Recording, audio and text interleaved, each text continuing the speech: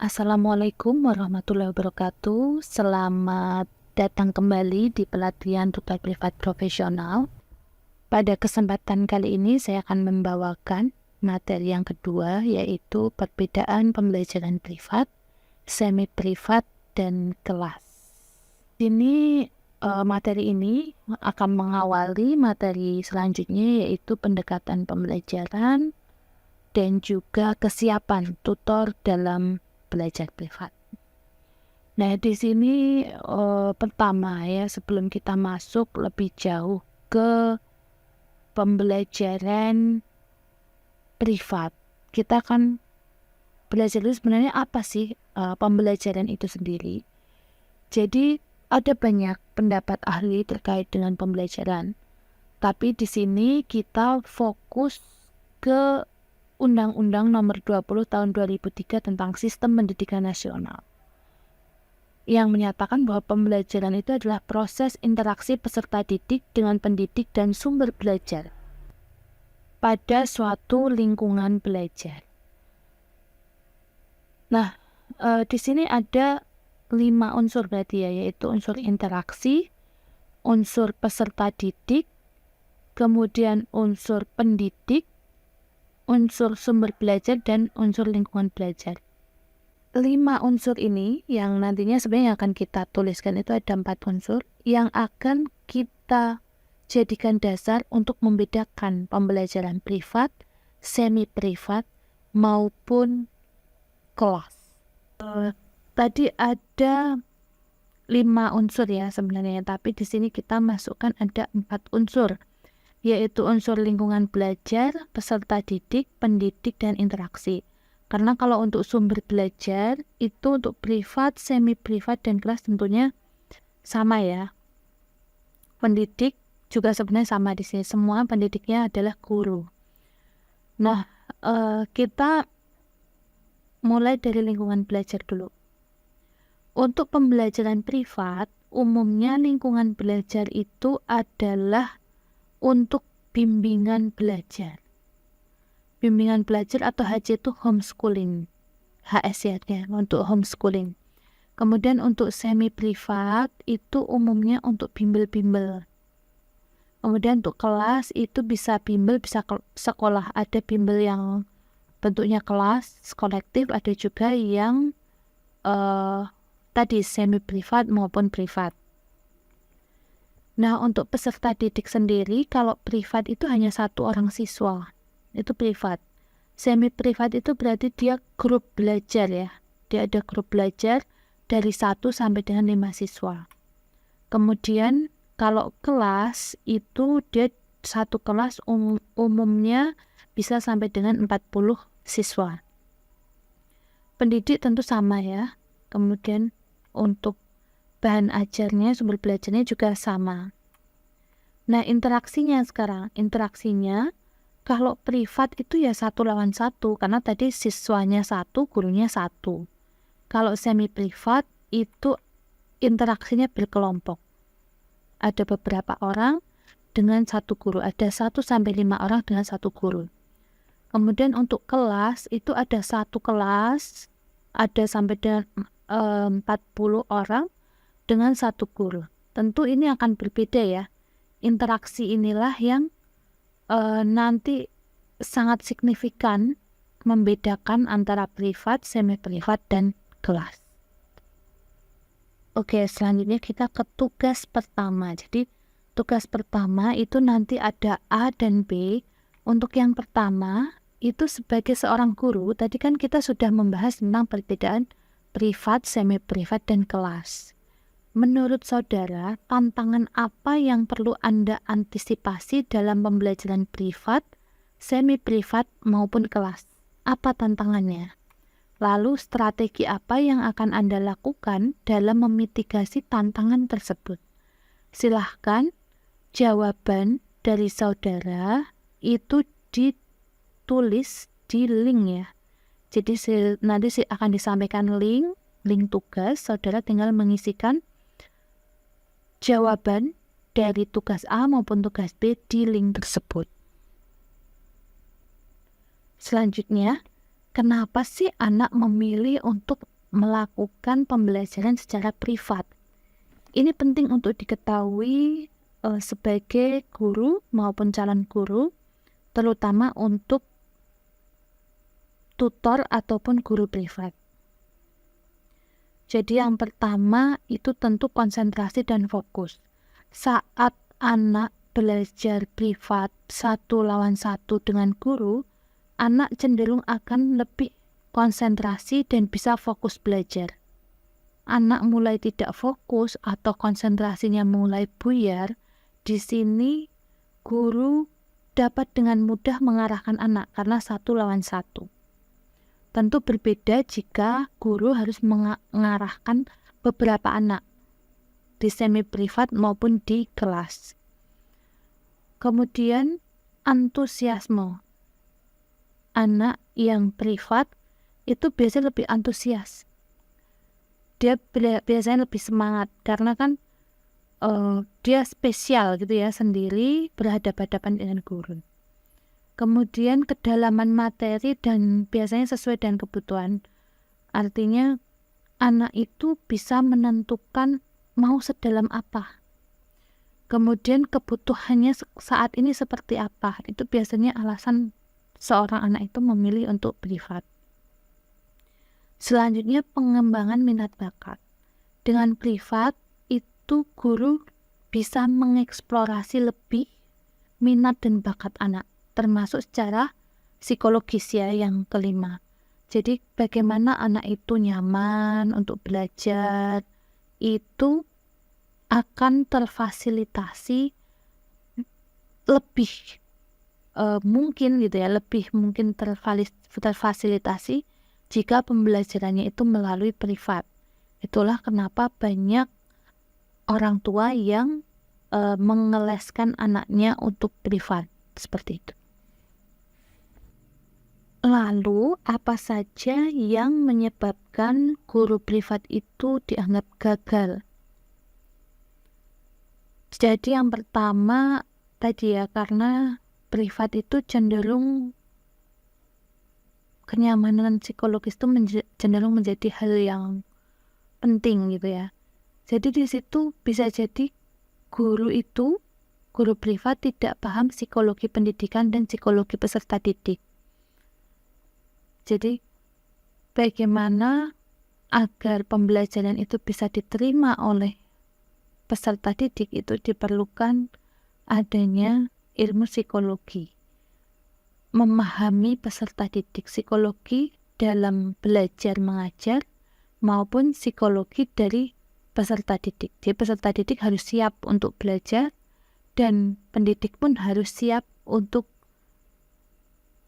memahami tentang psikologi anak yang akan belajar. Kemudian yang pertama ini sebenarnya jadinya berpengaruh juga ke yang kedua. Karena tidak paham psikologi dan sebagainya, tidak paham kemampuan dari peserta didik, guru itu cenderung memaksakan target ke peserta didik. Jadi umumnya guru itu punya target-target tertentu, misalnya hari ini pengen mengajarkan tentang aritmatika misalnya. Nah itu sebenarnya pada waktu privat belum tentu siswa itu siap dengan apa yang kita siapkan. Lalu bagaimana untuk terkait dengan hal ini? Artinya kita harus tahu sampai di mana kemampuan peserta didik kita, kemudian celah apa, gap apa yang bisa kita isi untuk membantu peserta didik atau siswa kita itu untuk mencapai target yang seharusnya. Jadi kita tidak bisa memaksakan, tapi kita harus mengetahui gapnya sejauh mana dan bagaimana kita membantu peserta didik itu untuk mencapai target itu. Nah, yang ketiga gitu ya. Yang ketiga itu dari diri individu guru itu sendiri.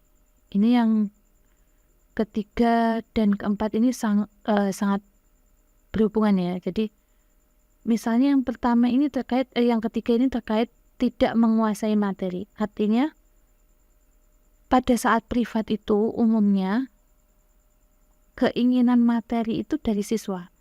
Jadi tidak seperti ketika di kelas gitu ya. Ketika di kelas itu guru sudah punya materi, datang itu sudah membawa materi, siap dengan materi itu. Tapi saat privat bisa jadi materi yang kita siapkan tidak sesuai dengan yang akan atau ingin dipelajari oleh murid privat. Oleh sebab itu, guru privat harus lebih menguasai materi ke depan dan ke belakang. Artinya harus menguasai keseluruhan materi pada subbab yang akan dibahas. Tidak bisa hanya materi tertentu yang disiapkan. Jadi harus menyiapkan secara lebih luas ruang lingkupnya. Itu untuk guru privat. Karena kadang-kadang datang, ternyata yang ingin dipelajari oleh siswa itu berbeda dengan yang kita siapkan. Jadi kita juga harus siap.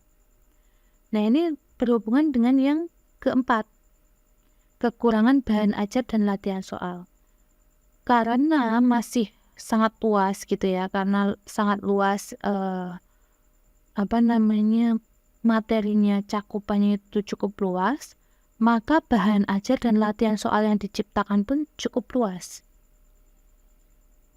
Kalau kita tidak punya buku khusus latihan soal, itu akan menjadi sulit karena kita harus membuat soal on spot.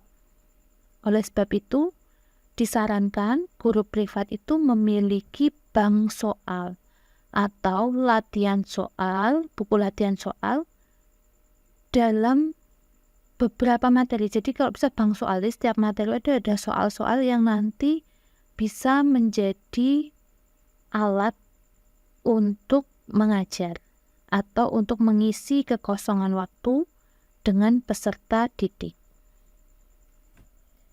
Itu terkait bahan ajar dan latihan soal.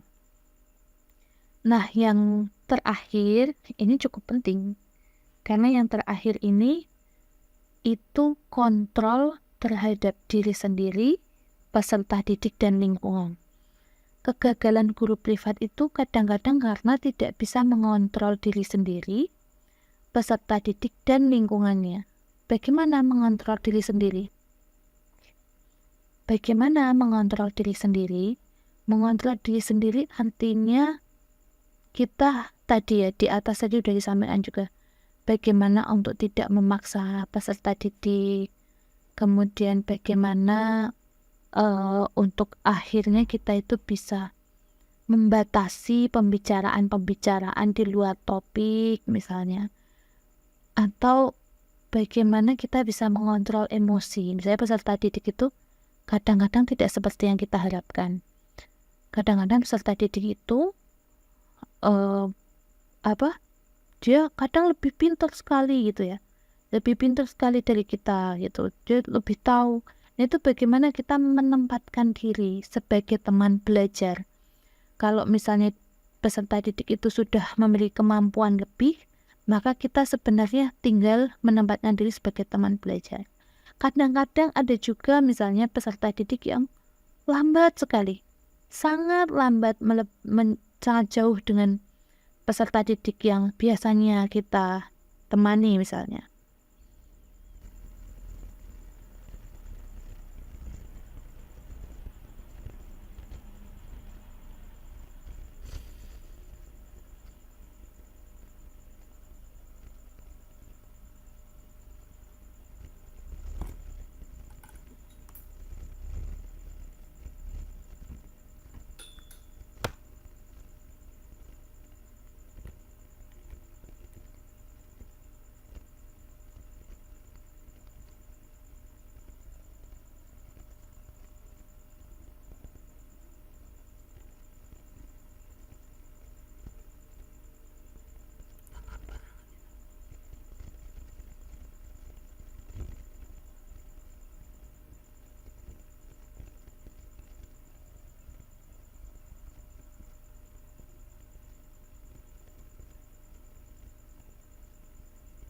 Ya Allah, lama banget itu orang.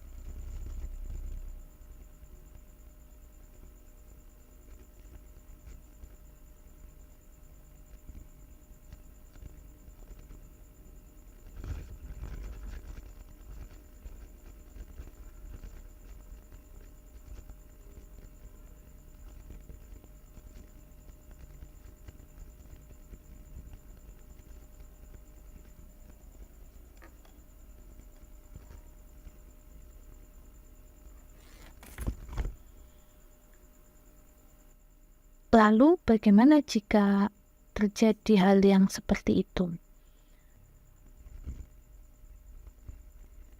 Tentu jika terjadi hal yang seperti itu, maka kita juga harus bisa mengontrol emosi dan menyelesaikan pembelajaran itu dengan baik tanpa menyinggung perasaan siswa. Nah, itu termasuk di situ mengontrol peserta didik dan lingkungan yang ada di sekitar saat pembelajaran berlangsung. Selanjutnya, apa indikator keberhasilan dari pembelajaran itu sendiri? Jadi menurut Helmet, dalam Hakim 2009, keberhasilan merupakan suatu pencapaian terhadap keinginan yang telah kita niatkan untuk kita capai atau kemampuan untuk melewati dan mengatasi dari satu kegagalan ke kegagalan berikutnya tanpa kehilangan semangat. Jadi kalau kita berbicara tentang keberhasilan pembelajaran, maka di situ kita terkait dengan bagaimana mencapai tujuan atau sesuatu yang sudah kita niatkan untuk dicapai. Nah, ini terkait dengan target tadi. Yang perlu diperhatikan dalam pembelajaran privat adalah tujuan pembelajaran itu bersifat fleksibel. Artinya, kita tidak bisa memaksakan tujuan pembelajaran yang sudah kita tetapkan kepada seorang anak di pembelajaran privat. Hal ini karena pembelajaran privat lebih menekankan kepada kenyamanan psikologis sehingga target pembelajaran, kedalaman materi dan sebagainya itu dapat diterima dengan baik oleh siswa.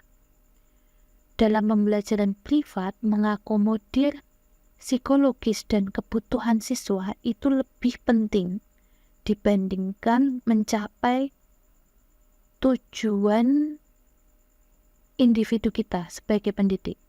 Kita tetap punya tujuan itu, tapi bagaimana kita bisa membantu peserta didik ini untuk mencapai tujuan yang kita harapkan itu dengan kenyamanan psikologis dan sesuai kemampuan dan kebutuhan siswa itu.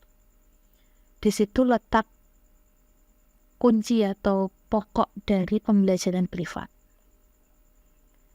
Nah, di sini dari penjelasan singkat tadi ya, teman-teman mungkin sudah bisa membayangkan pembelajaran privat dan mungkin juga sudah terbiasa ya dengan pembelajaran privat. Nah, di sini silahkan teman-teman mengerjakan yang B ya. Tugas 1 yang B, bayangkan Anda berada di dalam sebuah rumah dengan seorang anak yang sedang tidak mood belajar, tetapi tetap diminta les oleh orang tuanya.